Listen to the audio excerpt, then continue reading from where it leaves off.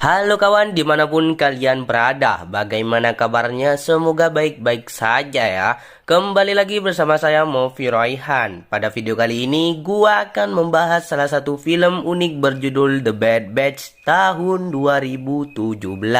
Film yang menceritakan tentang kehidupan seseorang di penjara yang sangat kejam. Sehingga daripada banyak bercakap, langsung saja pasang handset kalian, duduk yang tenang, siapkan cemilan, kencangkan celana dalam. Selamat menonton, Cikyu.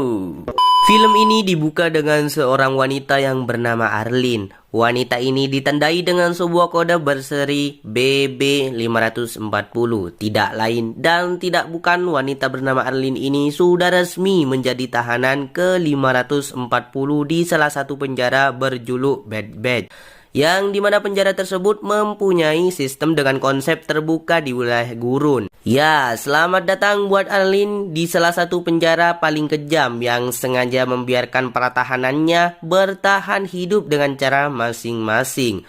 Bahkan wilayah ini sama sekali tidak berjangkau satupun aturan serta hukum yang berlaku di Amerika.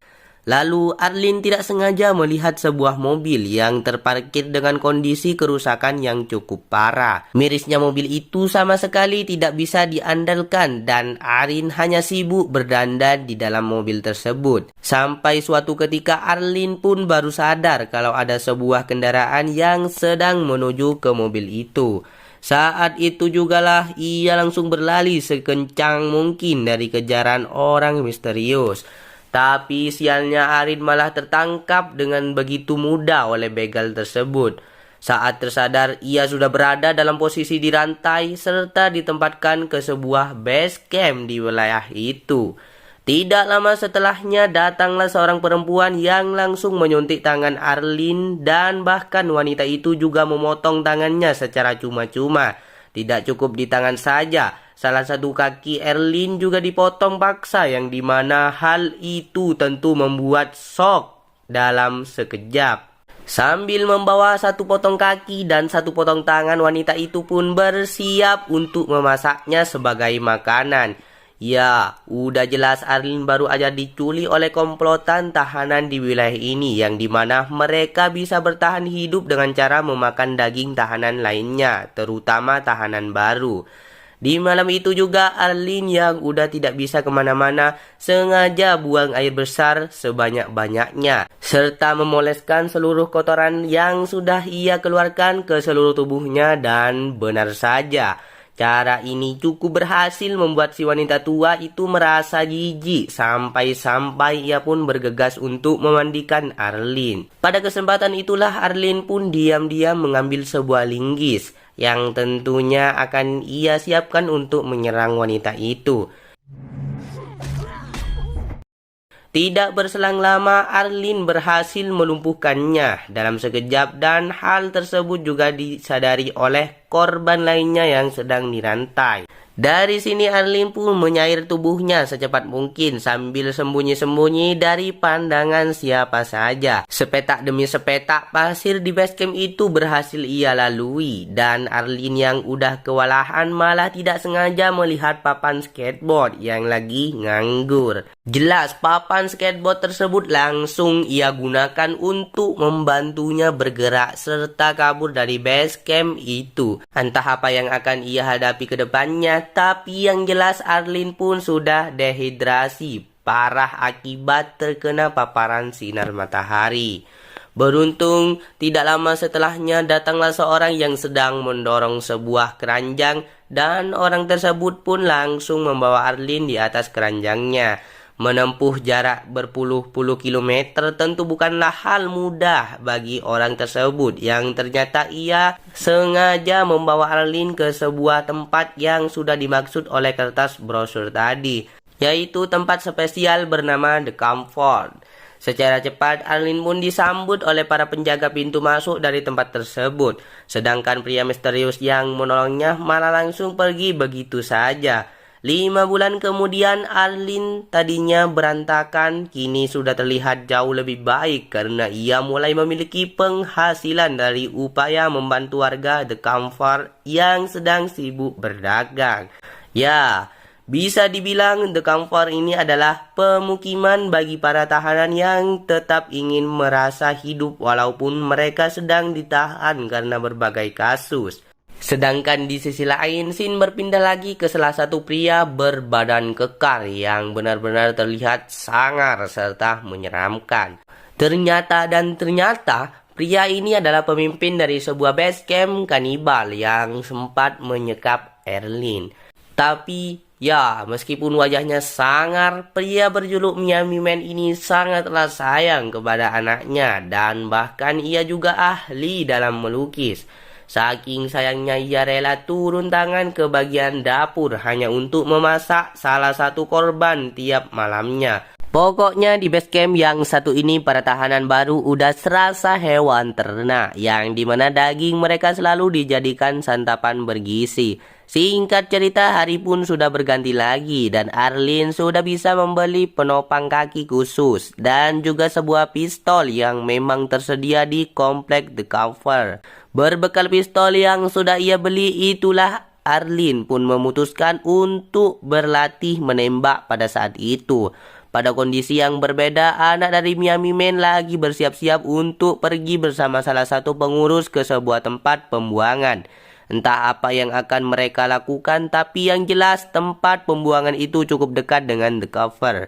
Sampai-sampai Arlene juga menyadari sebuah kendaraan yang sempat digunakan ketika ia dibegal.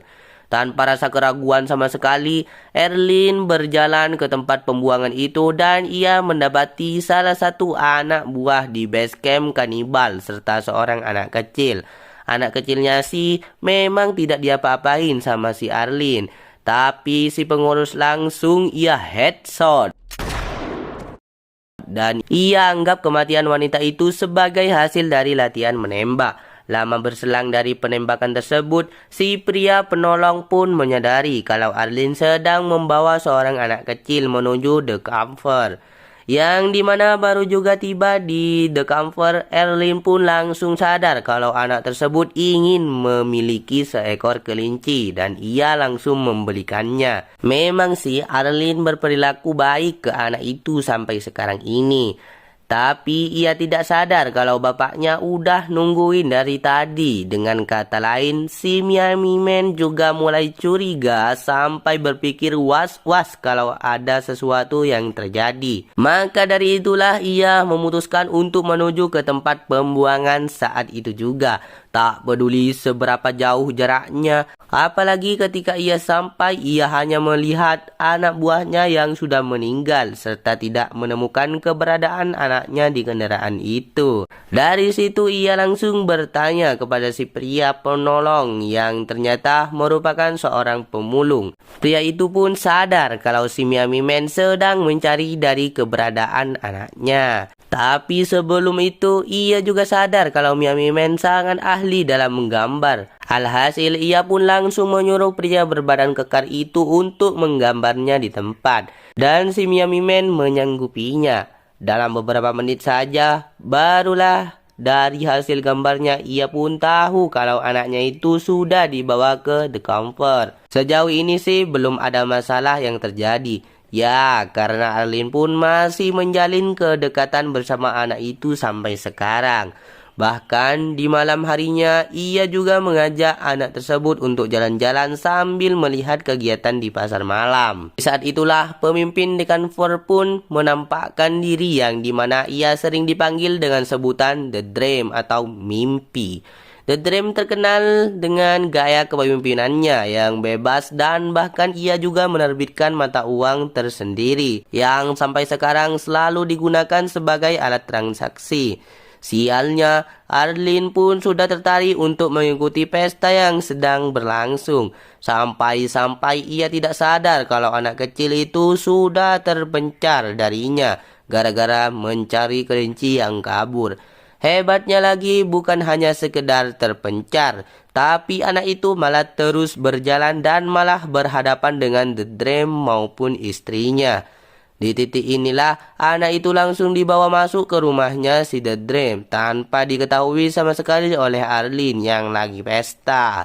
Emang benar-benar ya, Udah sempoyongan kayak begitu, dia masih aja pengen coba jalan-jalan untuk cari angin. Ya, jadinya Arlin pun baru terbangun dari tidur lelapnya dengan kondisi yang sudah berbaring di wilayah terbuka. Pada titik inilah ia juga sadar kalau penopang kakinya sudah dibawa oleh si Miami Man yang ada di depannya. Tentu Miami Man pun langsung menanyakan keberadaan anaknya kepada Arlin, yang dimana si Arlin menjawab kalau ia tidak pernah melihatnya. Mendengar hal tersebut, Arlin pun langsung ditugaskan oleh Miami Man untuk mencari anaknya di wilayah The Camper dalam keadaan hidup. Apabila tidak bisa ditemukan atau nyawa anaknya tidak hidup, maka nyawa Arlin yang akan menjadi taruhannya. Belum lama dari pembicaraan itu, mereka malah dihampiri oleh seorang yang terlihat sedang membawa sesuatu. Ternyata orang ini ingin menawarkan barter kepada Miami Man yang tidak lain dan tidak bukan. Ia ingin menukar 1 jerigen bensin dengan nyawa Arlin sebagai santapan dari kelompok mereka. Gue sih udah optimis ya, si Miami Man tidak bakalan mau. Namun anehnya ia malah mengiyakan kegiatan barter itu. Yang luar biasanya itu semua ternyata cuma akal-akalan dari Miami Man. Dari situlah ia pun langsung membantai pria tersebut cukup dengan 2 lemparan senjata tajam. Alhasil Miami Man yang tidak membawa stok makanan pun juga memotong tangan dari pria itu. Bisa dibilang inilah definisi sesungguhnya dari menang banyak, yang dimana ia berhasil dapat bensin, dapat Arlin, dan juga dapat motor. Bahkan Arlin yang lagi kencing di semak-semak juga ikut ditemenin biar tidak ketiup badai pasir. Ketika malam harinya, mereka sengaja beristirahat di tengah-tengah gurun sambil memanggang tangan dari pria tadi. Jelas, latar belakangnya Miami Man pun membuat Arlin bertanya-tanya, yang dimana ia kepo dengan alasan pria tersebut bisa masuk penjara. Tidak tahunya ia dipenjara karena sudah menjadi imigran gelap dari kubu ke Amerika sejak umur 13 tahun. Dari situlah Arlin menyuruh Miami Man untuk memperlihatkan kode di lehernya, yang ternyata Arlin malah memanfaatkan momen itu untuk mengambil pisaunya. Tapi ia tetap saja, namanya juga orang bermental baja, bukannya merasa takut, tapi ia malah menempelkan pisau tersebut ke perutnya. Hanya saja tidak untuk peluru yang menembus ke tubuhnya. Lebih tepatnya peluru tersebut berasal dari salah satu tahanan yang berhasil kabur dari base camp Miami Man. Seketika itu juga ia pun langsung mengambil motornya dan membawa Arlin untuk pergi ke The Camper. Usut demi usut, ternyata tahanan yang membawa Arlin itu adalah tahanan ke 5884. Yang berarti dalam beberapa hari saja sudah bertambah 800 orang. Dari sini Arlin mulai berpikir bagaimana caranya bisa hidup bebas jika tahanan yang masuk ke dalam perut saja harus bertambah banyak tiap harinya. Sedangkan di kondisi lain, si pria penolong tidak sengaja melihat Miami Man yang sedang terkapar dan ia pun lagi-lagi berniat untuk menolong seseorang, dimulai dari memburu seekor burung gagak untuk dijadikan makanan. Sampai mengobati si Miami Man secara bertahap, pria itu benar-benar menjadi penyelamat bagi Arlin maupun Miami Man sampai sekarang ini. Lalu tibalah di suatu momen yang dimana Arlin tidak sengaja melihat anak tersebut yang sedang berpergian dengan istri The Dream. Ya, bisa dibilang anak itu udah dianggap anak sendiri dan selalu dimanjakan dengan fasilitas mewah di rumah The Dream. Pada lain situasi, Miami Man pun udah siap untuk berpetualang tanpa bantuan dari pria penolong. Tapi yang jelas ia tidak akan pernah melupakan jasa dari pria tersebut. Sampai-sampai ia pun langsung respect terhadapnya. Di saat hari menjelang malam, Arlin memutuskan untuk berkunjung ke rumahnya The Dream yang sudah dijaga ketat oleh para wanita. Luar biasanya ternyata The Dream memiliki istri dalam jumlah besar yang dimana semua sedang berada dalam masa mengandung. Tapi hal itu justru tidak membuat si The Dream untuk berhenti begitu saja. Dikarenakan Arlene pun malah tertarik untuk jadi istrinya juga. Tidak perlu lama-lama, ia langsung menyuruh salah satu istrinya untuk menyiapkan kamar spesial bagi Arlene sendiri. Hanya saja Arlene tidak benar-benar ingin menjadi istrinya The Dream pada saat itu. Melainkan ia sengaja untuk menjalankan sebuah rencana yang tidak disangka-sangka, yaitu menyandra istri terbarunya The Dream sebagai cara ampuh untuk mendapatkan anaknya Miami Man. Dari sini misi udah jelas ya, si The Dream juga memanfaatkan istrinya sebagai bodyguard bersenjata walaupun mereka semua sedang mengandung seorang bayi. Beruntung rencana Arlene tidak sia-sia dan hal itu pun membuat ia bisa keluar dari The Comfort dengan rasa aman tanpa luka sama sekali. Udah gitu, ia juga tidak perlu repot-repot untuk berjalan kaki lagi karena kendaraannya udah berada di tangan Arlene. Pada saat itu juga tidak butuh waktu lama sejak keluarnya dari The Comfort pun berpapasan dengan Miami Man yang tentu saja sangat semangat menyambut kehadiran anaknya. Dari sinilah Arlene memutuskan untuk ikut dengan si Miami Man dan menjadi anggota di base campnya. Tentu hal itu langsung disetujui oleh pria tersebut tanpa perlu berpikir panjang. Namun yang jadi masalahnya, anak itu malah mengidam spaghetti karena semenjak berada di sana ia selalu disuguhkan sepiring spaghetti. Sedangkan Miami Man sendiri tidak punya apa-apa pada saat ini, terkecuali seekor kelinci yang dibelikan oleh Arlene kepada anaknya.